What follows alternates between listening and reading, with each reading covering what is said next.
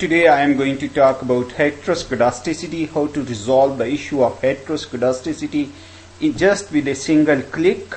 For those who want to get it in English, I'll upload this document, and for others I am going to explain. तो heteroscedasticity means कि data identically distributed है, data एक ही distribution से आया है. तो आप देखिए, तो ये मैं आपके सामने जो है वो जनरेट कर रहा हूं, और रिपोर्ट कैसे जनरेट करनी है मैं ये अपनी नेक्स्ट वीडियो में आपको स्टेप बाय स्टेप एक्सप्लेन करूंगा. तो लेट्स सी कि ये आपके पास एप्सिलॉन आई जो है ये एरर्स होते हैं. These are identically distributed. Independent means no autocorrelation, identical means homoscedasticity. ये एप्सिलॉन आइस जो है ये बेसिकली एक थ्योरेटिकल कॉन्स्ट्रक्ट है. ये हमेशा इनका mean zero, variance constant, covariance epsilon i minus j equal to zero. Issue जो आता है वो ये नहीं हमें मिलते, हमारे पास रेजिडुअल्स होते हैं. रेजिडुअल्स की ये प्रॉपर्टी सेटिस्फाई होती हैं या नहीं होती, कि क्या वो आईआईडी हैं या नहीं है, ये हमेशा एक इशू होता है. बट आप देखिए तो हेटरोस्केडास्टिसिटी पे बुक्स में बहुत सारा लिटरेचर अवेलेबल है. मैं आपको ये बात करने जा रहा हूं कि you don't need to go into that literature if you are using it from an applied perspective. बहुत सिंपल सॉल्यूशन टेस्ट मौजूद हैं, बहुत सारे ब्रॉश-पेगन एंड वाइट टेस्ट जो है बहुत ज्यादा वाइडली यूज होता है. बट एट द मोमेंट मैं इसको ना डिटेक्शन में जा रहा हूं, ना हेटरोस्केडास्टिसिटी रिमूवल में जा रहा हूं. तो what I am going to say कि जी I am going to point here how to resolve this heteroscedasticity in practice using R, and today I shall also explain in a very brief way how to resolve it in STATA. So what happens when there is heteroscedasticity? Basically your residuals, your standard error is measured incorrectly because of heteroscedasticity. Then we need a correction in standard errors. So तो बात हमें समझ आ गई कि अगर heteroscedasticity होगी तो standard error of beta one head जो है, जो हम रूटीन में यूज कर रहे हैं यहां पे इस बीटा वन हेड का, वो बेसिकली एप्लीकेबल नहीं रहेगा. तो उसमें कुछ एडजस्टमेंट की जरूरत है. और हेटरोस्केडास्टिक करेक्टेड स्टैंडर्ड एरर क्या होता है? हेटरोस्केडास्टिक करेक्टेड स्टैंडर्ड एरर का मतलब यह है कि अगर हेटरोस्केडास्टिसिटी हुई तो करेक्टेड स्टैंडर्ड एरर्स यूज करने हैं.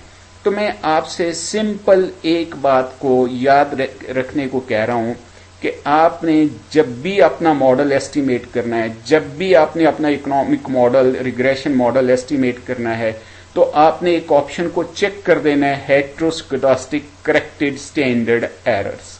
ये ईव्यूज में भी ऑप्शन है, एसपीएसएस में भी है, स्टेटा में भी है, आर में भी है. मैं आर और स्टेटा में एक्सप्लेन करने जा रहा हूं, ईव्यूज, SPSS.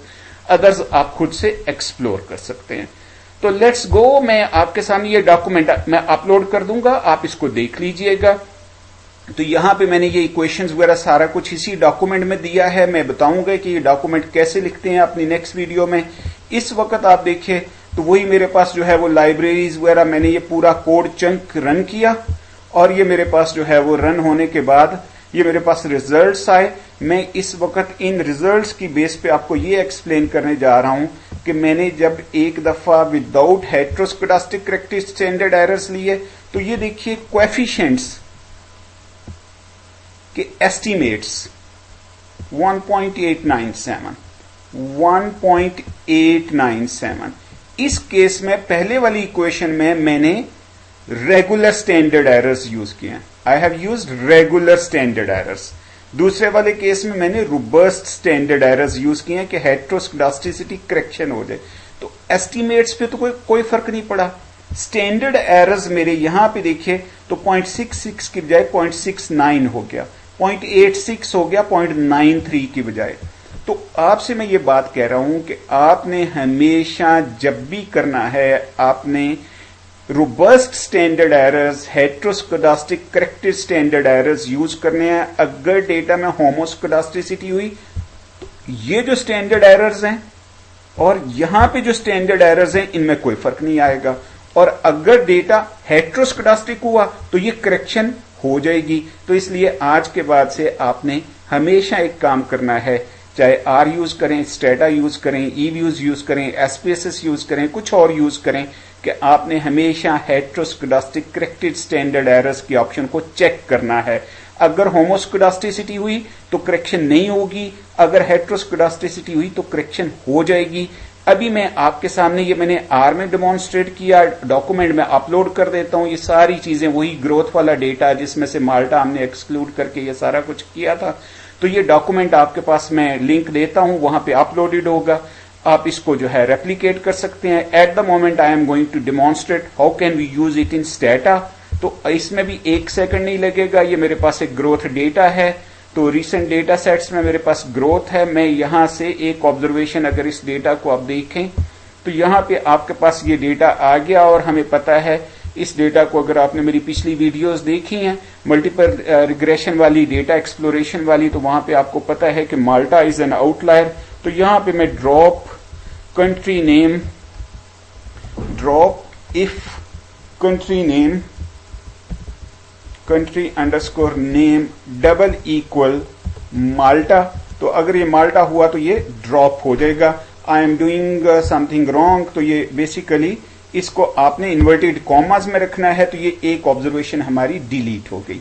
No we go for running simple regression line. I am regressing. Okay, you can go here to statistics and run a simple linear regression, but I am doing it regression. पहले 3 letters लिख दोगे, 4 तो strata को समझ आ जाएगी। Growth on और trade share, year school. Okay fine, you have this 1.89.24 जो हमें वहां पे हमें आर में मिला था, but at the moment this is regular standard errors. I am going running the same regression. आपने क्या किया, सिर्फ यहां पे आपने VCE या रोबस्ट या आर लिख दिया। तो आप देखिए, तो ये स्टैंडर्ड एरर, ये कोएफिशिएंट वही रहा जो यहां पे था, दूसरे कोएफिशिएंट्स भी वही रहे जो यहां पे थे, लेकिन क्या चेंज आई है, स्टैंडर्ड एरर्स में चेंज आ गई है। तो आई होप कि आज के बाद से आप हेट्रोस्कोडास्टिसिटी, जो कि क्रॉस सेक्शनल डेटा का सीरियस इश्यू होता है, auto correlation time series data का सीरियस इश्यू होता है, तो हेट्रोस्कोडास्टिसिटी के लिए ना तो आप किसी टेस्टिंग में पढ़ेंगे, ना उसकी फॉर्मल रिमूवल में जाएंगे। आप सिंपली रोबस्ट स्टैंडर्ड एरर्स को यूज करते हुए अपने हेट्रोस्कोडास्टिसिटी के इश्यू को रिजॉल्व कर लेंगे। अगर आपको इस पे वेल एस्टेब्लिश लिटरेचर चाहिए तो बहुत सारी बुक्स में अवेलेबल है। सबसे जो बहुत ही जबरदस्त बुक है वो है introduction to econometrics by Stock and Watson. अगर उसका चैप्टर 5 वगैरह आप देखेंगे तो you will find sufficient evidence कि जो बात मैं कर रहा हूं वो बहुत ही ऑथेंटिक है। Take care, thank you for watching. अगली वीडियो में मैं आपको ये शो करूंगा कि स्टेटा में ये वाला जो डॉक्यूमेंट हम क्रिएट कर रहे हैं, ये वाला पूरा डॉक्यूमेंट क्रिएट कर रहे हैं, मैं और भी डॉक्यूमेंट्स इस तरह के अपलोड करता हूं जिसमें ये इक्वेशंस और ये सारी चीजें ये कैसे देख सकते हैं। तो ये मैं आपको स्टेप बाय स्टेप बताऊंगा, बहुत ही सिंपल प्रोसीजर है। तो प्लीज